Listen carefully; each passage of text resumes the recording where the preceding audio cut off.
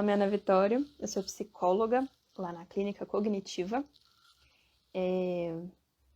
A gente atende lá na linha da terapia cognitivo-comportamental. O Rodrigo já apareceu, ótimo, muito rápido. Doutor Rodrigo é psiquiatra, não é? Isso. Se Sou apresente. psiquiatra. Tá, eu sou psiquiatra e terapeuta cognitivo-comportamental. E atualmente o que eu mais faço mesmo é terapia cognitivo-comportamental, mas, claro, tenho minha formação como médico psiquiatra também. Aham. E você é o nosso professor, não é? Ah, sim, eu tenho a satisfação de participar do curso de formação em terapia cognitivo-comportamental e que eu faço o módulo de terapia cognitiva para transtornos de personalidade, que está chegando, Isso. né? Agora em maio. É em maio. Então, psicólogos e psiquiatras e estudantes de psicologia, fiquem ligados.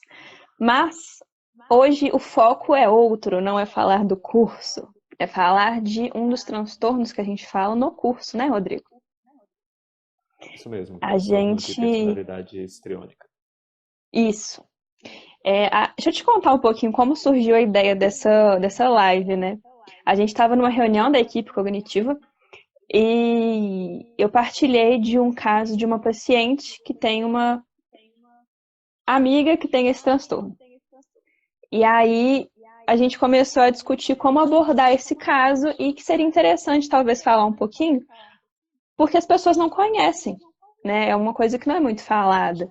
Então, por exemplo, transtorno bipolar, um transtorno de humor, as pessoas conhecem um pouco mais. Depressão, ansiedade, conhecem.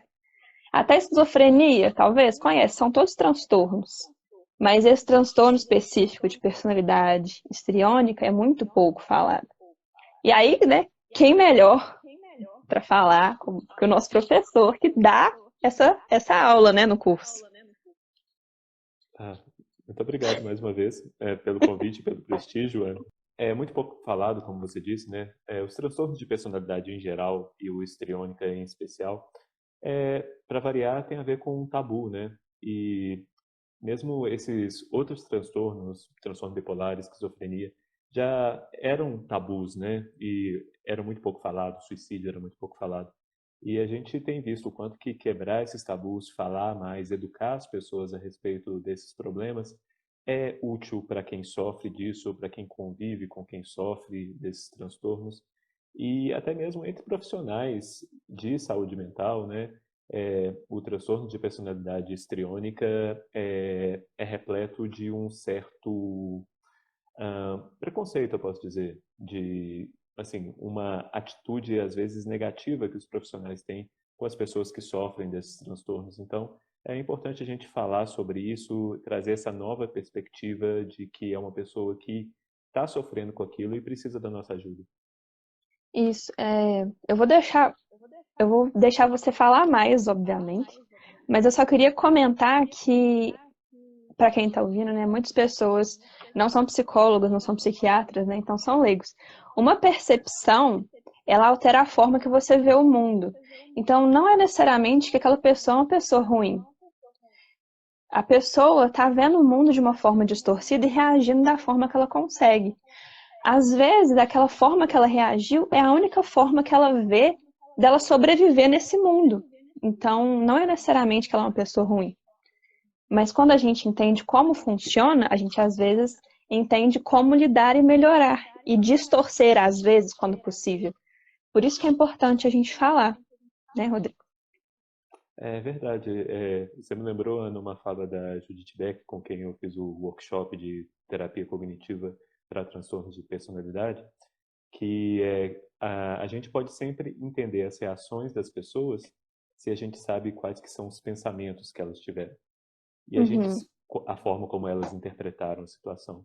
E a gente sempre pode entender por que as pessoas interpretaram a situação daquele jeito se a gente sabe quais que são as crenças dela, as ideias mais profundas que ela tem a respeito dela mesma, a respeito do mundo e a respeito dos outros. Então, a gente lembrar disso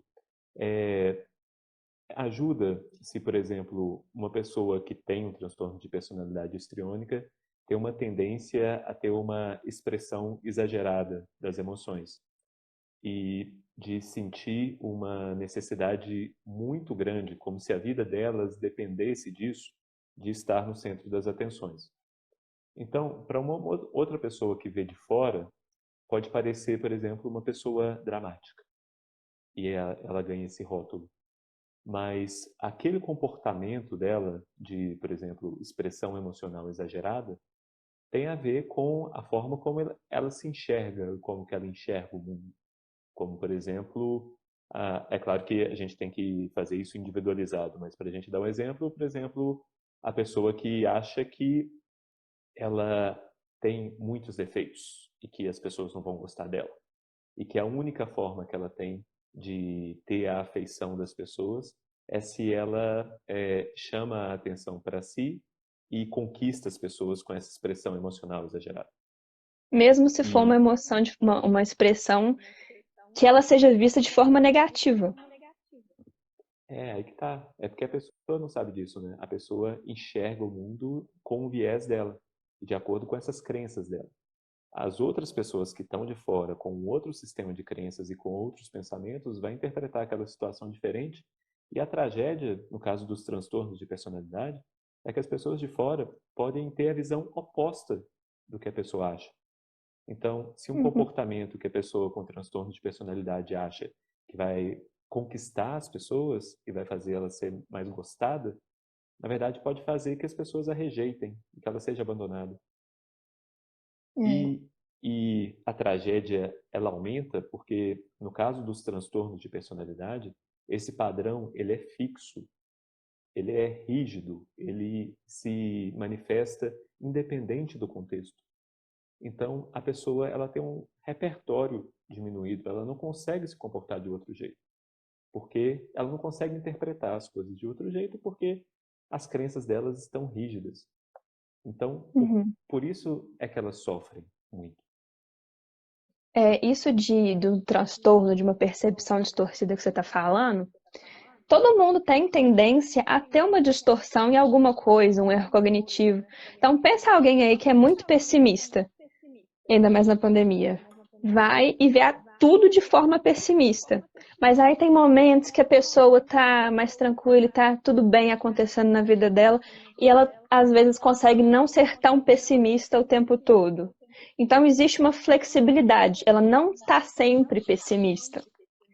Nesse caso aí, desse transtorno, existe essa tendência a ser mais rígido, a ter, né, uma questão um pouco mais grave, né, nesse sentido de estar mais frequente a distorção. Então, Rodrigo, ontem a gente colocou uma caixinha para as pessoas perguntarem sobre o transtorno. E aí eu fiz uma coisa mais ou menos baseada nas perguntas que eles mandaram, e aí você pode ir complementando, tá bom? Claro. A primeira pessoa mandou assim: nunca ouvi falar do transtorno de personalidade histriônico. Então me conta quais são as principais características. A gente já falou um pouco, mas pontua aí para Uhum. nós. Não é à toa que nunca ouvi falar, né? É isso realmente, a questão do tabu, né? E como que as pessoas evitam falar sobre isso, mesmo os profissionais. Então, a característica central do transtorno de personalidade histriônica são a emoção, ela é expressada de uma forma expressa de uma forma muito intensa e elas sentem uma necessidade muito grande de estar no centro das atenções. Agora aqui eu quero fazer um parênteses muito grande de que quando a gente está lendo sobre transtornos de personalidade, eu lembro quando eu estava lendo sobre isso na faculdade, a gente lê assim, isso aqui eu acho que eu tenho isso, hein? Aí você vai Não, ler o segundo, olha, esse aqui também acho que eu tenho. Aí vai ler o terceiro, nossa, mas esse aqui é que encaixa tenho melhor. tudo. Sim, ou a gente fazer a mesma coisa com as pessoas que a gente conhece. É natural, é a tendência da nossa mente de ver aquilo e comparar com o que é familiar para a gente. Mas é para a gente tomar muito cuidado com isso, porque os traços de personalidade todo mundo tem. Então, por exemplo, a expressar emoção é uma necessidade evolutiva, porque com isso a gente comunica para os outros uma necessidade que precisa ser atendida. Se a gente chora, por exemplo, é uma expressão de que a gente está precisando ser cuidado. Então, a gente precisa expressar as emoções e, dependendo do contexto e dependendo da cultura, essas emoções elas podem ser expressas de uma forma mais intensa. E a gente precisa considerar, inclusive, esse viés cultural. Para nós, brasileiros, latinos, e se vem uma pessoa, um europeu ou um britânico, imagina, que vê a gente interagindo, a gente sofrendo, ia passar o diagnóstico de histriônico para todo mundo. Porque, É para o muito. padrão dele, qualquer expressão de emoção pode ser exagerada. Então, a gente precisa considerar tudo isso, a cultura, o contexto, como que esses traços todo mundo tem e algumas pessoas têm mais ou têm menos. É isso que a gente chama de personalidade, né? Cada pessoa tem a sua personalidade. E, e em cada pessoa, certas características aparecem mais do que as outras. Ah, Quando eu estava lendo mesmo sobre todos os transtornos de personalidade, eu achava que eu tinha todos, mas na verdade o único que eu tinha certeza que eu não tinha era o histriônico. Porque eu sempre evitava, na verdade, estar no centro das atenções. É interessante como que isso muda agora, né? Mas mesmo, mas mesmo aqui, ou quando eu estou dando aula, é, não dá para dizer que eu fico confortável, sabe? Se fosse uma pessoa com traços histriônicos mais fortes, assim, Ia ia gostar. adorar isso. Sim, sim, eu gosto. Mas eu digo assim, ia adorar isso e assim, não ia ter zero ansiedade, ao contrário de mim que tem ansiedade todas as vezes em Hum. que eu estou no centro das atenções. E o outro traço, sim, de estar no centro das atenções, isso também é uma necessidade evolutiva. A gente quer ser importante, a gente quer que as pessoas se importem com a gente, cuidem da gente e para cada um de nós somos os protagonistas das nossas próprias histórias. Então, a gente está no centro dessa história, está no centro das atenções e é natural que a gente se veja assim. Uhum. Mas, mais uma vez, a pessoa que tem traços histriônicos mais fortes, isso é mais marcante, é mais pronunciado e aparece em vários contextos. Para a pessoa que tem transtorno de personalidade histriônica, é como se a vida dela dependesse disso.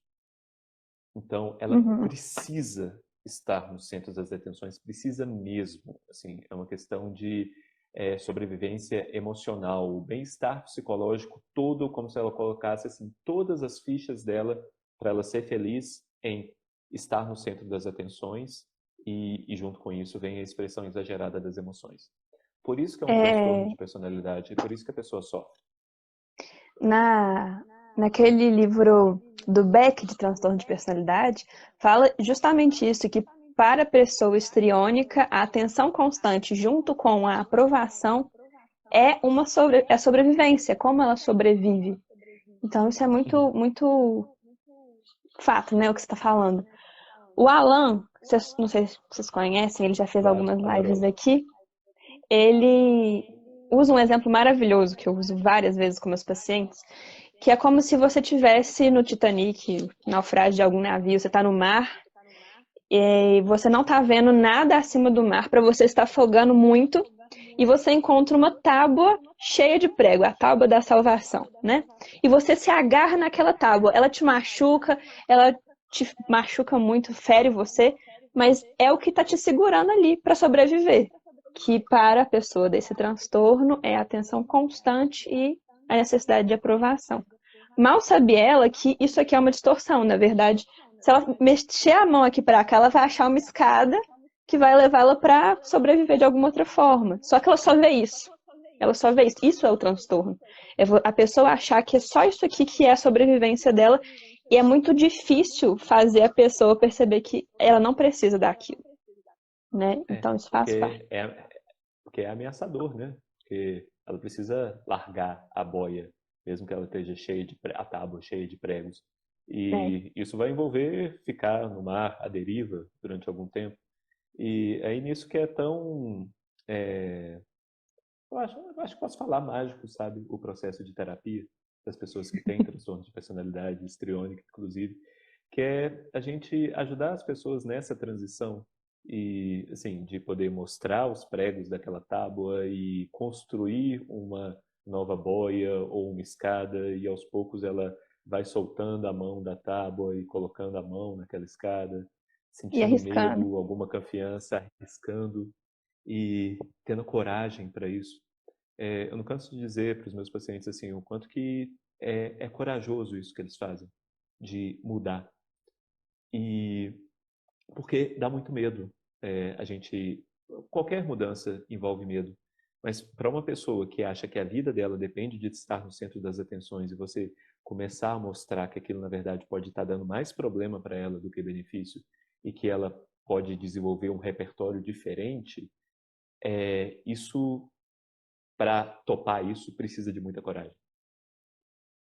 A gente recebeu uma pergunta aqui, olha. E como fazer para ela perceber que existe uma escada além da tábua? Esse obrigado pela pergunta, Lu. Esse acho que eu diria, o primeiro trabalho do terapeuta.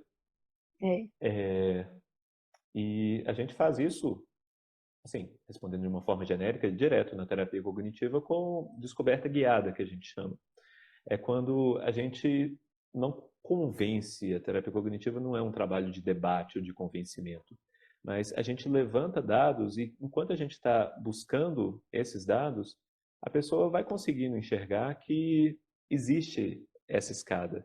E até mesmo na vida dela, ela pode ter tido experiências anteriores que mostram que aquilo não foi necessário. Uhum, Como, por exemplo, uma pessoa com transtorno de personalidade histriônica que pode conseguir lembrar de períodos da vida dela em que ela não estava se sentindo no centro das atenções de todo mundo e que ela estava se sentindo feliz, realizada e que as uhum, pessoas gostavam dela.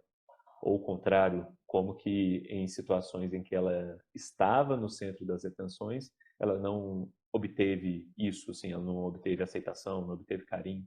E com uhum. isso ela consegue ver que tem alternativas. A realidade mostra isso. Agora, o grande trabalho do terapeuta é tirar a venda que a pessoa tem, que impede que ela veja essas evidências. E é por isso que esses padrões nos transtornos de personalidade eles se mantêm. A pessoa tem aquela visão rígida e todas as evidências, todos os acontecimentos que confirmam aquela crença dela, ela consegue enxergar com clareza e diz para ela mesma: tá vendo? Eu tenho que estar no centro das atenções mesmo, porque quando eu não estive aconteceu uma coisa ruim. Agora, as evidências contrárias, ela não consegue enxergar ou mesmo se ela enxerga, ela desconsidera. Ali eu fui aceita sem estar no centro das atenções, mas era só porque eu estava com essa outra pessoa, mais interessante. E com isso a ideia Uhum. não muda. Então, quando a gente tira essa venda, ela consegue ver essas outras situações com clareza, aí é que ela consegue achar esse escape. E quando ela percebe esse padrão, é mais fácil dela se policiar para evitar cair no padrão, né? Se ela Aham. sabe que ela tem essa tendência, ela às vezes consegue criar consciência de que ela está caindo numa tendência que não necessariamente mostra a realidade. E essa é a beleza, né, da terapia com o tempo. É verdade, achar esse equilíbrio. A outra pergunta que a gente teve aqui é como diagnosticar. E aí? Uhum. Então, é ótimo a gente estar falando de diagnóstico. Como diagnosticar? Vou falar primeiro como não diagnosticar. Ah, Google. não é você mesmo lendo o livro e fazendo o diagnóstico. Não é vendo uma live sobre o transtorno e pensando, acho que eu tenho isso. E nem é com um amigo que viu uma live e que disse, assiste essa live aqui porque eu vi, eu acho que você tem isso. Não é assim que é feito o diagnóstico. O diagnóstico é feito com uma entrevista clínica em que o entrevistador ele vai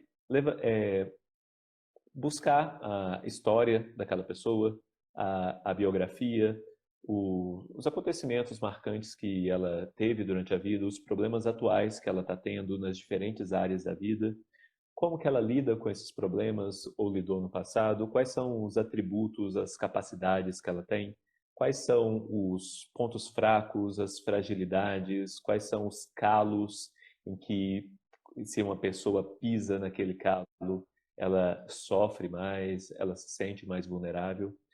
E quando a gente colhe essa história com todas essas características sobre o comportamento dela, sobre a forma dela de pensar e a forma dela se relacionar com as outras pessoas, e ao mesmo tempo que a gente está fazendo isso, a gente está se relacionando com aquela pessoa, né? Nós somos seres humanos, então eu, o entrevistador, estou interagindo com a paciente e ainda mais para uma pessoa que tem um transtorno da personalidade, então se aquele padrão é rígido, eu espero que aquele padrão vai se manifestar, inclusive, na entrevista. E se ele não está Uhum. manifestando na consulta, na verdade, fala até contra, porque então não é tão rígido assim, se a pessoa consegue adaptar de acordo com o contexto. E é importante lembrar também que o diagnóstico ele é feito de uma forma operacionalizada, assim, não é o Rodrigo acha que a pessoa tem isso. Tem o manual diagnóstico, que é o DSM-5, que é o mais usado atualmente, em que é como se fosse um livro de um catálogo com os transtornos mentais e com uma lista de sintomas. Isso ajuda a gente a falar a mesma língua.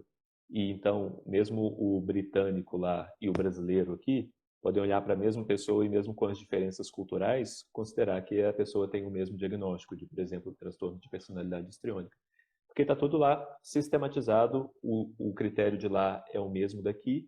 Então, com isso é que a gente consegue ter essa segurança, essa validade diagnóstica, e isso permite também que a gente pesquise, por exemplo, sobre o tratamento, sobre o que a gente pode fazer para ajudar essas pessoas.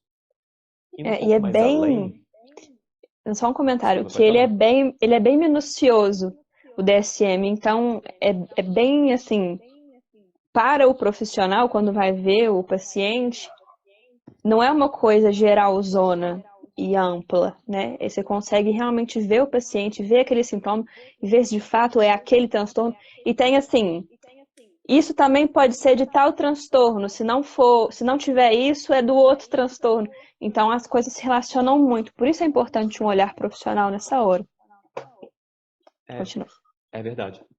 Só queria acrescentar uma coisinha a mais, e talvez assim, uma coisa mais avançada, mais para profissionais do que para o leigo, de as críticas que esse sistema diagnóstico recebe pelo, assim, como que, no caso de transtornos de personalidade mesmo, a mesma pessoa pode parecer e preencher critérios para vários transtornos.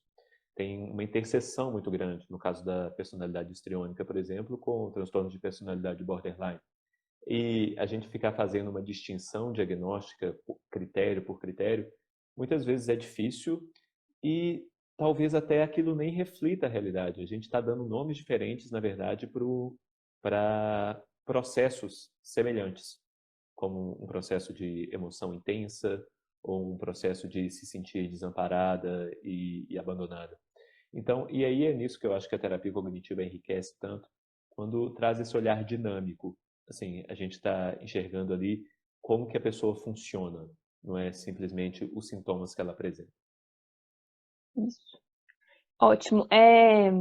A, eu não sei o nome dela, mas ela perguntou se já numa primeira consulta você consegue fazer um diagnóstico.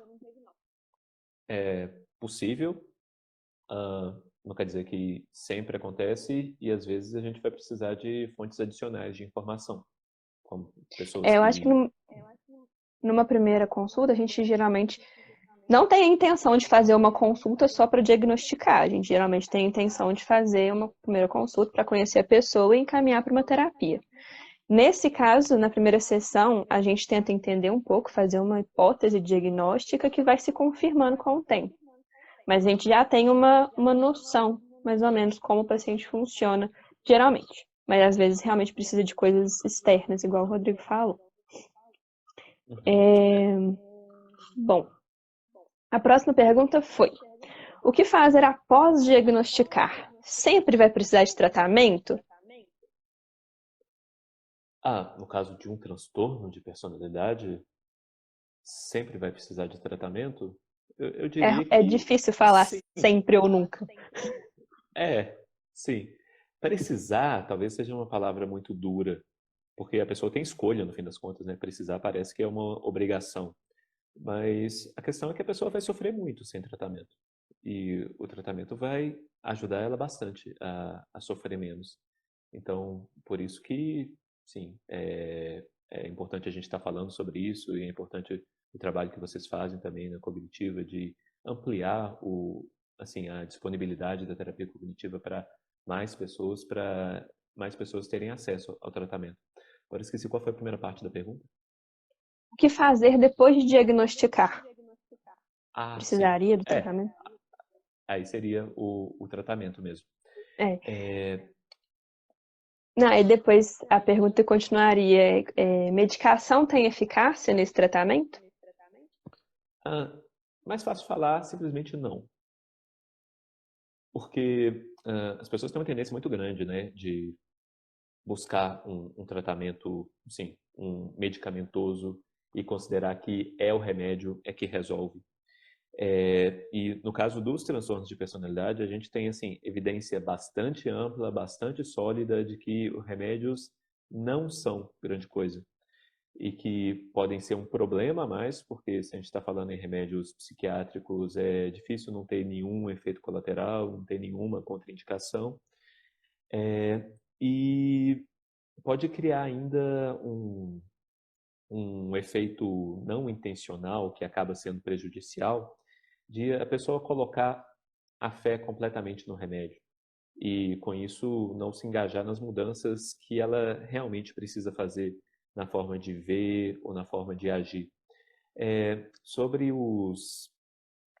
esse uso de remédios, as pessoas muitas vezes com transtorno de personalidade usam, mas pode ter a ver com não ter acesso à terapia, então por isso o único tratamento possível acaba sendo o remédio, por isso elas tomam, ou porque é muito comum que as pessoas com transtorno de personalidade, que isso se apresente na clínica de outras formas, que pode parecer, por exemplo, depressão, pode parecer, por exemplo, ansiedade, e que esses transtornos, sim, têm tratamento medicamentoso que pode ser útil. Agora, se o que está por trás daquilo ali é um transtorno de personalidade, o remédio vai ter um papel, no máximo, acessório. Uhum, ótimo. Acaba Tá? tratando o sintoma, mas não tratando a fonte, né? Que é a questão toda daquela. E na melhor das hipóteses, na verdade, trata os sintomas. Às vezes nem isso, ou às vezes até pode piorar os sintomas. E eu Um gosto grave sempre caso. de lembrar isso, a questão da evidência científica, que é o que orienta a gente na terapia cognitiva. E as pessoas muitas vezes têm uma visão distorcida de terapia, de achar que por ser um tratamento que envolve conversa e que não envolve química ou nenhuma prescrição, que é menos eficaz. Quando o que a gente tem de evidências de transtorno de personalidade histriônica mesmo, o que mostra que funciona é exatamente terapia cognitiva. Remédio não funciona e terapia cognitiva funciona. Isso vale também para os outros transtornos de personalidade, em que a terapia cognitiva ela é mais eficaz e é o tratamento de primeira linha antes do remédio.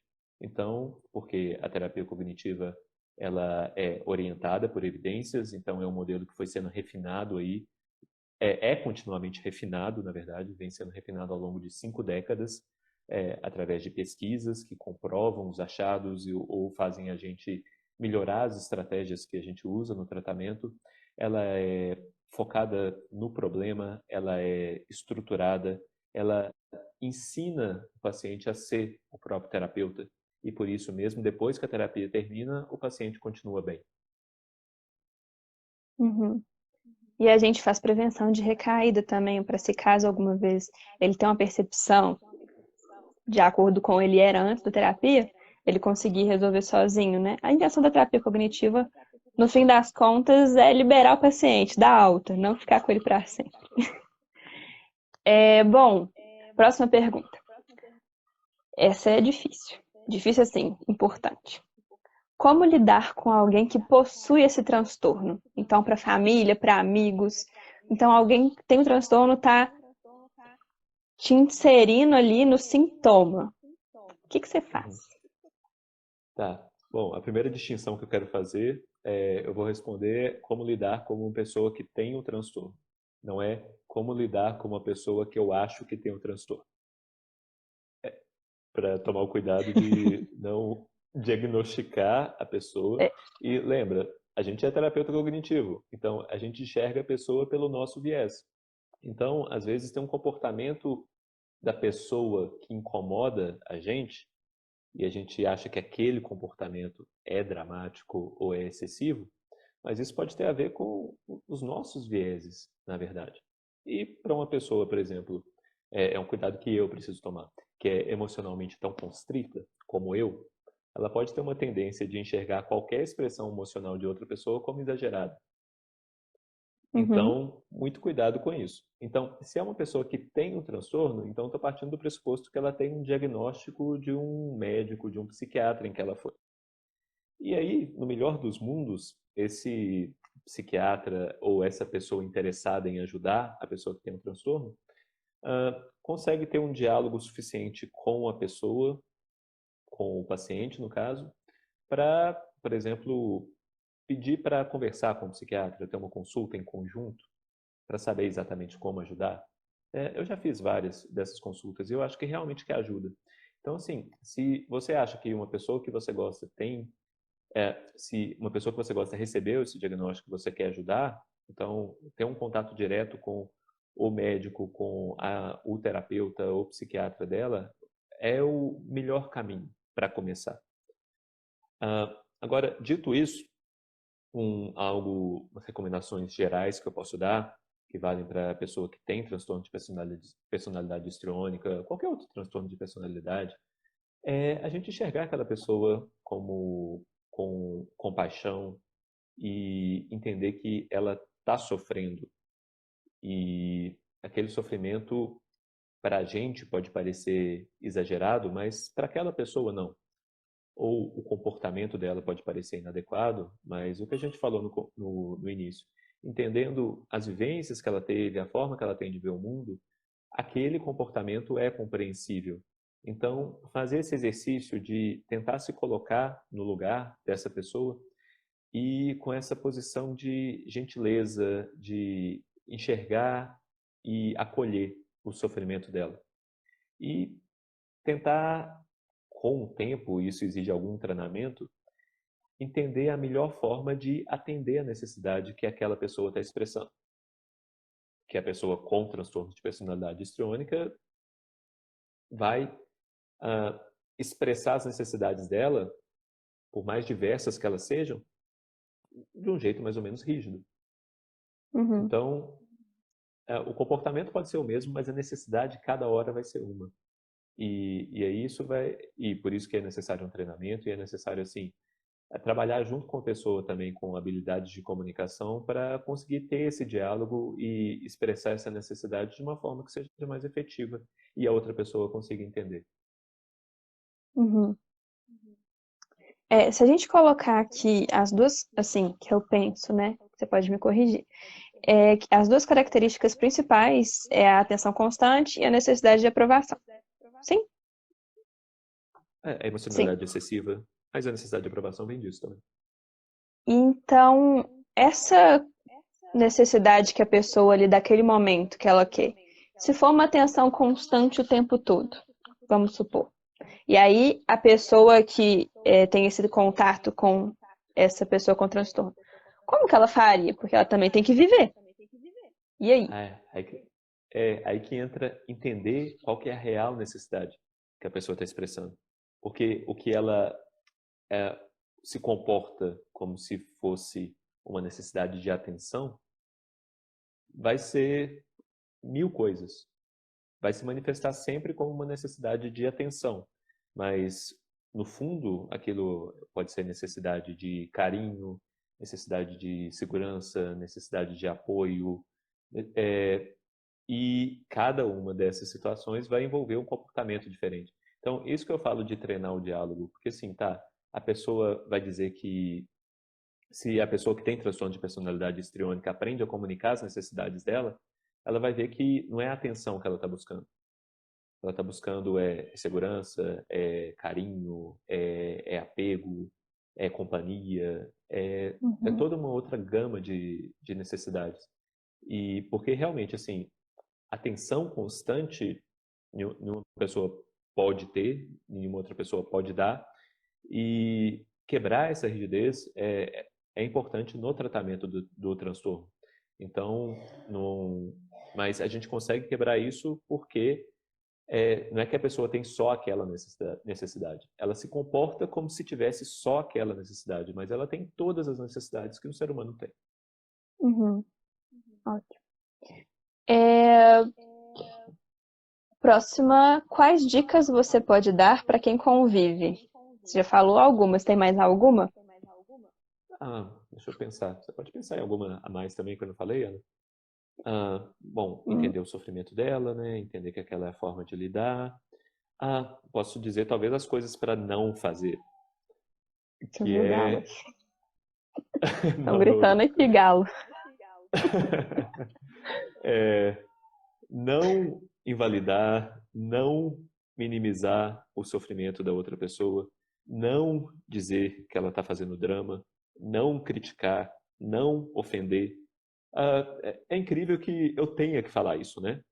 Mas que parece tão óbvio, Eu mas é acho, incrível assim. Rodrigo, que assim, quando a gente fala não fazer isso, às vezes, para a pessoa que está lidando, a gente entende que quando a pessoa minimiza a dor do outro, pode ser a gente vendo de uma pessoa que está de fora da situação uma falta de empatia com a pessoa com transtorno.